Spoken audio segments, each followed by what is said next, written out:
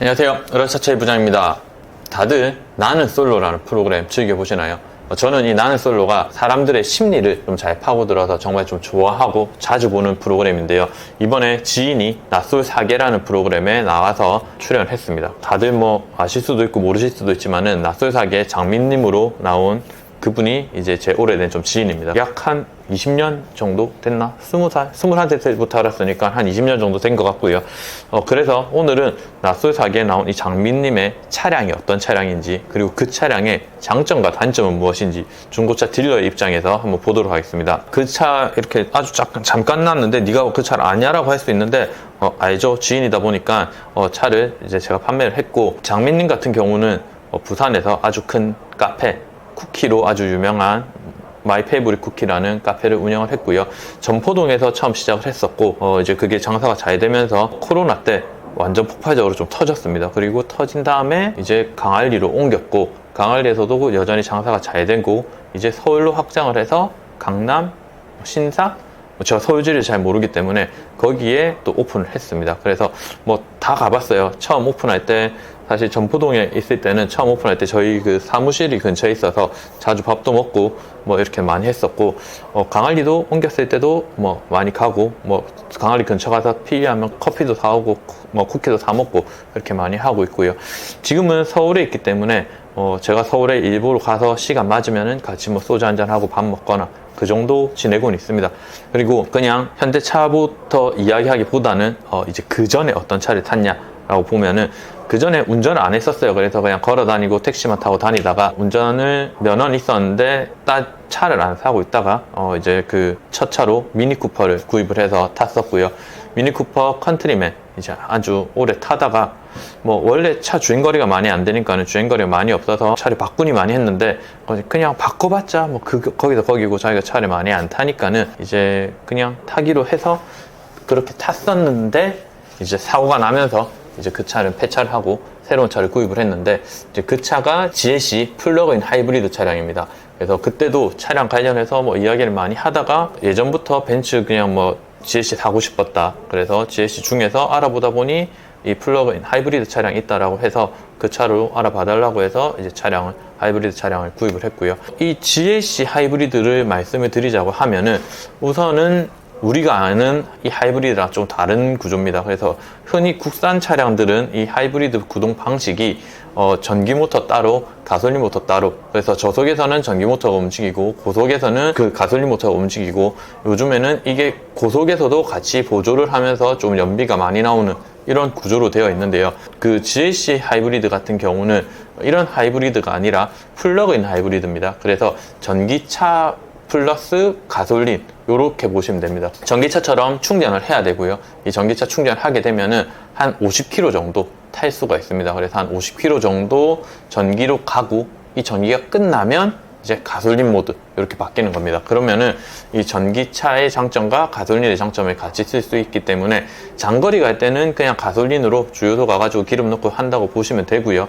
단거리는 이 전기로만 왔다 갔다 할 수 있습니다. 그래서 내가 운전하는 반경이 이제 뭐 한 40-50km 된다, 출퇴근했는데 50km 안 된다, 이렇게 되면은 당연히 이 차가 메리트가 있겠죠. 전기로만 갈 수가 있으니까는. 벤츠의 하이브리드 방식은 대부분이 이 플러그인 하이브리드 방식을 따라가고 있고요. 이제 우리나라 하이브리드 방식은 이 플러그인 하이브리드가 거의 없습니다. 그래서 뭐 니로, 그다음에 LF 소나타 이런 차들이 잠깐 나왔었고요. 그다음에 지금은 이 하이브리드 방식이 전기 모터 따로, 이제 가솔린 모터 따로 해서 이 전기 모터가 가솔린 모터에 붙어서 아예 보조하는 방식으로 펠리세이드 때부터 바뀌었습니다. 그래서 2세대 하이브리드로 넘어왔다라고 하고요. 이 방식은 도요타에서 적용하는 방식을 전 세계적으로 이 도요타 방식을 이제 많이 따라하고 연구를 해서 개선을 해서 내기 때문에 현대도 이 방식으로 이제 바뀌었다라고 보시면 됩니다.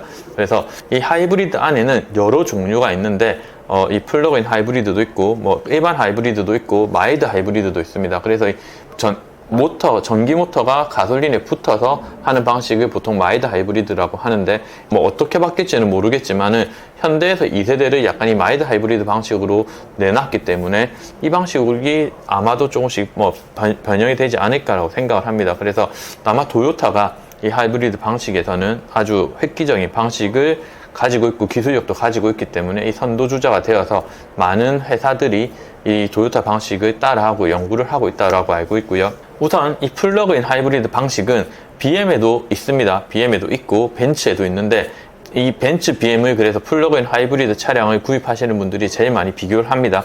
그런데 여기서의 가장 큰 차이는 BMW는 이 회생 제동이 미약하지만은 작동을 해서 충전이 되고요. 벤츠는 회생 제동이 작동이 안 됩니다. 그래서 이 예전에 한 50km 정도에서 전기로 갈 수 있는 하이브리드 차량을 가지고 선택을 할 때는 BM을 완벽승으로 많이 했었습니다. 왜냐면 그래도 회생 제동이 들어가 있으면은 조금이나마 전기를 쓰는 그 길이가 늘어나니까 사람들이 조금 더 높게 쳐줬었고요.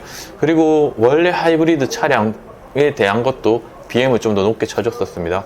그러다가 전기차도 지금 BM이 올라갔죠. 그러니까 이 전체적으로 좀 벤츠의 기술력이랑 그 다음에 인지도가 많이 떨어진 상태인데, 이 플러그인 하이브리드에서 보신다 하면은 전기 충전 플러스 가솔린, 이거의 장점은 운행하는 방식과 나의 운전 거리에 따라서 어떻게 결정하냐가 정말 중요할 것 같습니다. 그래서 최근에 나오는 BMW 플러그인 하이브리드 같은 경우는 이제 지인이 구입을 했는데 약 한 100km 정도를 간답니다. 전기 충전으로 100에서 120km까지 가지고요. 나머지는 가솔린으로 가지는 방식이기 때문에 정말 메리트가 있다라고 이야기 들었습니다. 그 전까지는 모든 차량들이 대부분 한 40-50km 전기 충전하고 나머지는 가솔린으로 바뀌는 이런 방식입니다. 그래서 가장 큰 걱정해야 될 거는 결국 전기 관련된 이 배터리 모듈이나 이런 것들이 고장이 나게 되면은 큰 수리 비용이 들어가고요.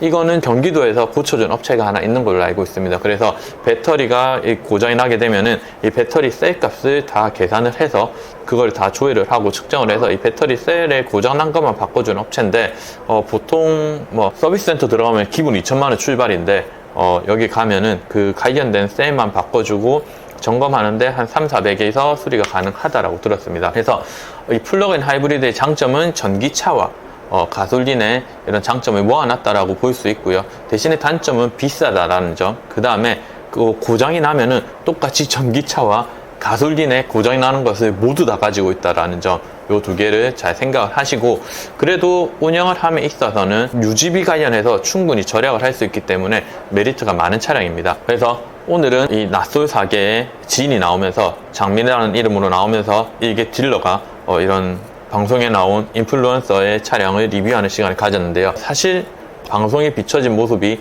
다가 아니겠죠. 뭐 저희는 어쨌거나 지인이고 오래 봤으니까 그런 장점과 단점들이 방송에 나왔지만은 너무 과도하게 뭐 레카들이 까고 뭐 이런 것들을 보면은 사실 좀 마음이 안 좋게 됐고요. 그 다음에 사실 멘탈적으로 괜찮냐고도 물어봤는데 괜찮다라고 하니까 뭐 잘 나간 것 같습니다. 그래서 뭐 방송 후기라고 해야 되나, 뭐 방송 이후에 카톡을 하면서 뭐 말해줄 것도 많고 뭐 만나서 한번 이야기를 하자라고 하는데 서울까지 가기가 힘들기 때문에 일이 있으면은 일정을 맞춰서 한번 만나서 뭐 이 이야기는 방송에서 풀지는 못하겠지만은 그런 이야기도 듣기로는 한 상태입니다. 오늘은 뭐 사실 중고차 이야기라기보다는 차량 리뷰 정도로 보시면 될 것 같고요. 사실 지금 영상을 제가 계속 찍어 놓은 것도 많은데 이 편집할 시간이 없다 보니까 혼자서 이걸 다 하다 보니까 시간이 너무 모질라서 영상을 못 올리고 있습니다. 어떻게 보면은 뭐 핑계일 수밖에 없는데, 제가 체력적 이슈가 있다 보니까 혼자서 차량 추천에 판매 다니고 제가 매입 다니고 이 영상에 대한 것도 유튜브도 뭐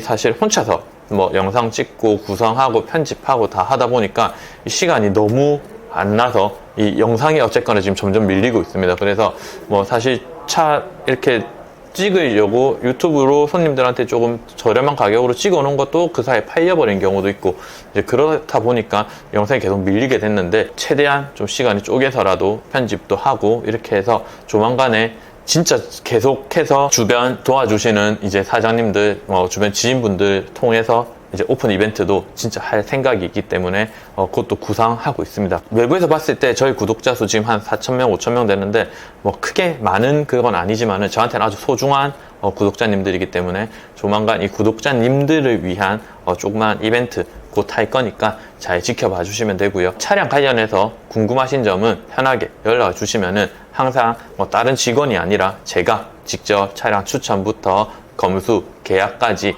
완벽하게 체크를 해서 진행을 해드리고 있으니까는 편안하게 연락을 주시면 됩니다.